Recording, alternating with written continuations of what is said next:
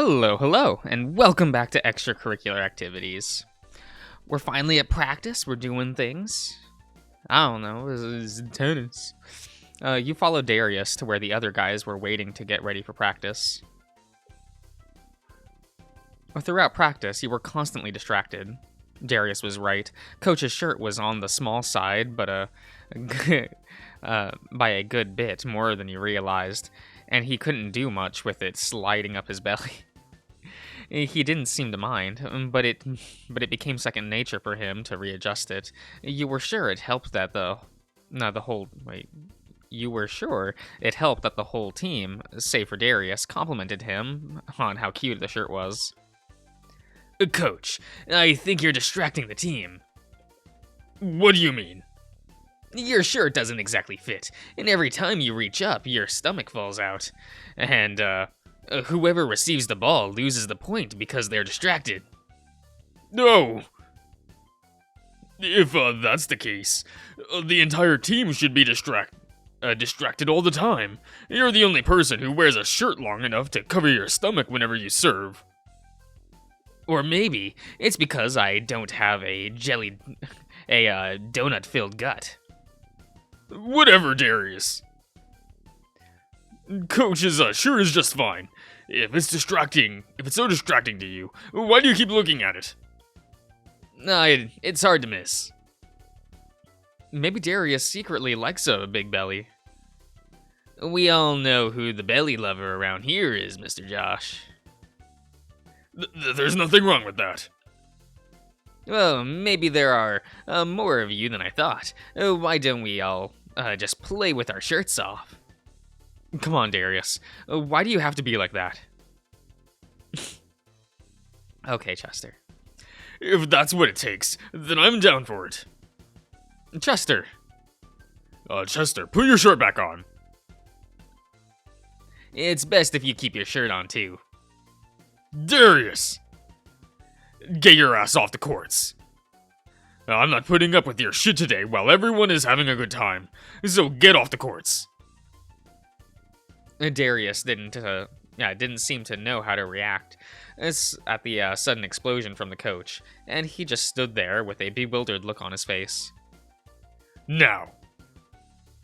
Coach! Jeez. Maybe I should have gone with my gut about not wearing the shirt. Ignore Darius, Coach. You know how he is. Yeah, it's Darius. Take anything he says with a grain of salt. I love the shirt. I'm gonna get one for myself. I might even get Dozer one. He said it was cute too, but doesn't want anyone to know he thinks so for some reason. See, Coach? Everyone likes it. All right. Thanks, guys. I mean, Darius got one thing right, and that's my, Darius got one thing right, and that's my fat gut is constantly hanging out from under it. Show it off proud, then. Yeah, be proud of it. Thanks, you two. Okay, I'm going to talk to Darius. You guys get back to practice. Good luck. Yeah, good luck with that. Spencer and Darius are still playing, so we should go join them. Sure, sounds good to me. Let's join them. Well, practice today was interesting. Yeah, I'd say so. How did your talk end up with Darius? Surprisingly, he apologized to me. Really? Yeah, before I even said anything, he apologized.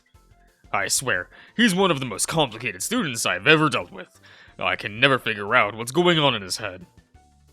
I don't think anyone can. Anyhow, how about I give you a ride home? Sure, that'd be great. You can even show off the shirt to Maria.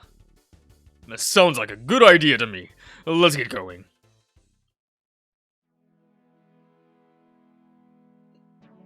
You want to call to... You want to call for her this time? What? Why me? Come on, she's not expecting you. Just call for her. Well, okay. Maria, we're home. Oh my. Oh, why hello, Harold. Hello, Maria. How are you today? I'm wonderful. Ah, and your shirt. It's adorable. Well, thank you. It was another shirt we got when we went shopping yesterday. Mr. Josh picked it out. An excellent choice, then. It's perfect for you. I absolutely love it. That's nice to hear, Maria. Thank you. I don't suppose you'll be here long today, will you? I won't be. I need to get home and start grading papers. I see. Well, it is always nice to see you. You're welcome to stop by whenever you want. Thank you. It's always a pleasure to see you as well. I'll see you in class tomorrow, Mr. Josh. Sure thing, Harold. Getting that mindset between school, practice, and in private is weird. It's okay. I'm sure it's a pain. Even though Maria was standing right there, he gave me a quick kiss on the cheek. Have a good night, you two. I'll talk to you later, Mr. Josh. Okay. Be safe out there. On your way home. Take care, Harold. Such a nice shirt you picked out for him. Wasn't it cute? Oh yes, though it was a little small. I can't say I wouldn't do the same thing if I was in your shoes, though. One day I'll go shopping with my dream man and buy him clothes that fit snugly to his body. And maybe you can go with me. That's a great idea, Maria. Now run along and shower. You will be joining me and Richard for dinner tonight. Sounds good to me. Just call me when it's done. Will do. I'll have to get Harold to send me a picture of him wearing that shirt. I wonder if I could convince him to send me an even better one. I'll have to try one of these days, but in the meantime, I have this one, and I love it. Oh, there we go. I kind of figured we'd have a dinner scene, but okay. Another day back at school. Harold sent me a message before I woke up and told me to get to class a little early if I could. I wonder why. You're here. Good morning, Mr. Josh. Good morning, Harold. After a quick peek out the door window, he gave you a quick kiss. Did you sleep well? Yeah, I slept good last night. Did you get all your papers graded? Oh, handled? Yeah. You seem a little annoyed last night when we were talking. I know, I'm sorry. I didn't mean to rant at you. But some of the papers there that were turned in to me were really frustrating. I'm guilty of that sometimes. I can understand sometimes, but I will never understand all the time. But let's not get distracted. I really wanted to see you before class, and I wanted to ask you something. What is it? Well, I made a really big lunch before coming to class, and I was wondering if you'd join me for lunch. I made plenty of food for both of us, and we can sit in my office to eat. There is more than enough room on my desk. Well, after I moved some papers around. You made lunch for us? That sounds great, Harold. I'd be more than happy to join you then. Great. Just come back to my room after your other class, and we'll have a little bit of time to spend in private. Will do. Can't wait to see what you made. It isn't anything fancy, but I think you'll like it. I ate some of it before I left home, and it was tasty. I'm sure I'll like it, then, if you think it's good. I hope you will. Even if you don't, I guess it just means that there will be more for me to eat, right? Yep. You patted his belly. I'll just make that guy grow even more. Oh, it'll just make that guy grow even more. I don't suppose that's too bad of a thing either, is it? Not if you like it. And I do. It looks really good in this shirt, too. Do you like this shirt? I thought it might be too much. I do like it. It looks really good on you. You're my big-bellied, handsome bear. Oh, well. I'm happy to hear that. Thank you. You reach up for his stomach again, but the door to the room opened up, and you jerked your hand back quickly. Good morning, Coach. Mr. Josh. Good morning, Spencer. Early as ever, I see. Spencer paused not too far into the room. I'm not interrupting anything, am I? I can always wait outside a little longer. What? No, of course not. I was just talking to Mr. Josh about last week's assignments. He turned his attention back to you, speaking in a hurried manner. You did a great job with your haiku, and I expect nothing but stellar work from you for the rest of the year. Now you need to get ready for class, since it'll be starting in about 15 minutes, and I need to get my lecture material ready. I'll be in my office until then. Well, alright then. So, Coach seemed a little flustered. Would you have anything to do with that? I don't think so. You're such a bad liar, you know that. You're just flustered as always. Things must be going okay between the two of you. You didn't reply. You only nodded your head, looking down at the floor. You know, you don't have to hide it from me. I've known you for a really long time, so I can read you like a book. You and Coach are seeing each other, aren't you? Yeah, we are. He has certainly seemed happier than usual the past few times I've seen him. And you two are always sharing these sideways glances at each other. It's pretty obvious to me. It must be pretty obvious to a lot of people. Me and Darius, for sure. Something is going on between Dozer and Chester, too. So they are too oblivious to notice what's going on with you and Coach. Really? Those two? I guess I can say the same about you not noticing them. I only mentioned it to you because I know you wouldn't care, and I really thought you had picked up on it already. I never would have guessed. You really are in your own world when you're with Coach. We'll have to go out for coffee sometime, and you can tell me all about it. Oh, okay, sure. That could be fun.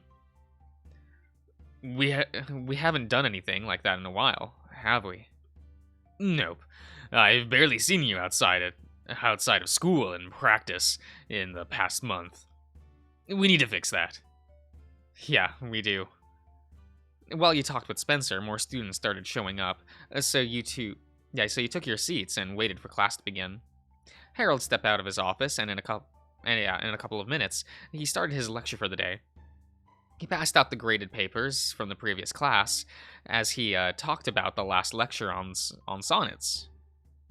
Class was boring, and the only redeeming fact you found in it was that your teacher was also your boyfriend, and you couldn't help but keep your eyes fixated on him. There was only 30 minutes of class left, and the door to his room popped open. Your heart jumped into your throat when you saw a head pop in through the opening. Diana?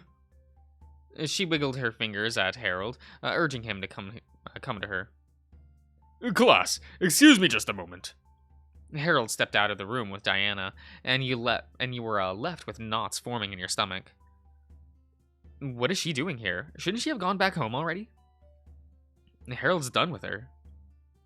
Isn't he? Your head was filled with thoughts of him leaving you to go back to her, since it wasn't like you had been together very long anyway. When he did finally come back into the room, he tried to keep his demeanor professional, but you could tell something was wrong. Alright, guys. Class is dismissed. No assignments for today, so I'll see you on Thursday. After he dismissed class, he retreated to his office. I wonder what that was about. Yeah. Are you okay? You're suddenly looking way worse than when class started. Did you recognize that woman? That's his ex. Oh, that explains a lot.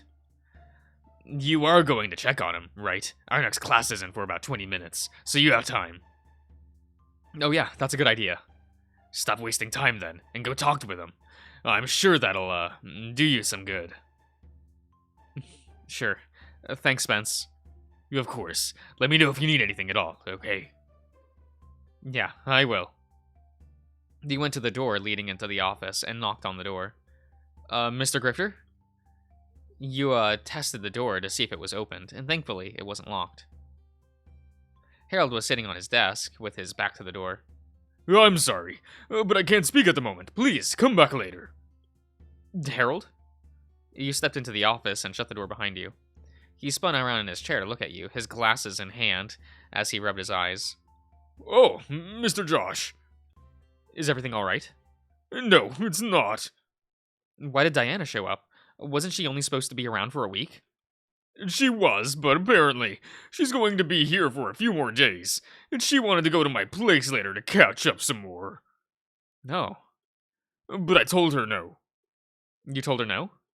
After what she said to me last week, I don't want to have anything else to do with her, Mr. Josh. I can't keep doing this to myself. She was confused as to why I'd say no, and I told her that I was doing better with my depression until she showed up last week, and what she had done sent me spiraling back down. She got all defensive about it, me being too sensitive about it, and then I told her I was seeing someone now, that I was finally moving on. And that just made her mad, so I told her to just leave and never contact me again.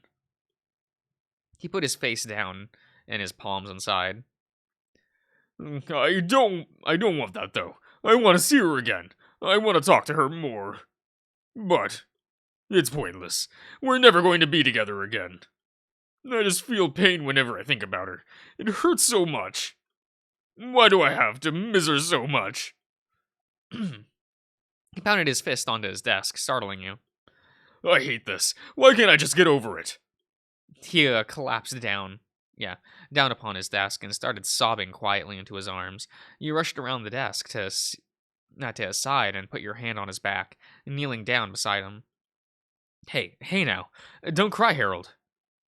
You don't know what else to say to him at the time to try and comfort him, so all you did was rub one hand over his back and the other on top of his leg. I'm sorry, Mr. Josh. I hate letting you see me like this. Don't be sorry. I'm here for you, okay? Thanks. I think I need to go see my therapist again. It's been a couple of months since I last went, and with all that's gone on lately, it might be a good idea. Do you think that'll help? Maybe. I think in the past, so... It helped in the past, so I'm sure it'll help now. He turned his head towards you and sighed. I'm sorry to be such a pain right now. I promise, I won't always be like this. As long as it takes, Harold, I'll be here for you. Thank you, Mr. Josh. Excuse me. Harold rubs his fingers over his eyes again and stood up. Okay, now that is out of my system, I need to get ready for my next class. And you need to hurry, if you're going to make it to your next class before you're late. That's right. I need to go. I'll be back for lunch, okay? Yeah, I'll be looking forward to it. As you turned to leave, you were grabbed from behind in a bear hug. Thanks for coming to check on me. He kissed your neck and put you back on the floor. Okay. Now get going. You felt him pat your butt as he ushered you out of his office and back into the classroom. I'm going to have to run if I'm going to get there on time. Math class breezed by, but before you knew it, you found yourself standing in Harold's room once more. He's not here, so he must be in his office. He's not here either. Where did he go? You sat down on his chair and spun in a circle a few times before laying over the desk. I guess I could call him. Once more, you began spinning in the chair as you pulled out your phone, but the door to the office opened before you could make your call, and your big bear entered the room. Whoa, you're already here. I was about to call you and find out where you were.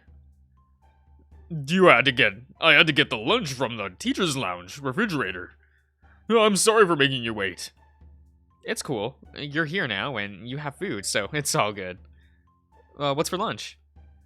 Okay, so I made these little ham turkey and cheese wraps. There are tortilla shells spread with some onion and chives. Cream cheese and cheddar cheese and either turkey or ham. Then I have a whole bunch of fresh fruit I picked up on my way to the school. I have banana, apple, and some strawberries. You can eat whatever you like. There's plenty of it. Oh, and I have chips. He was spreading stuff out across across his desk while he talked, and there seemed to be more than enough food for the both of you.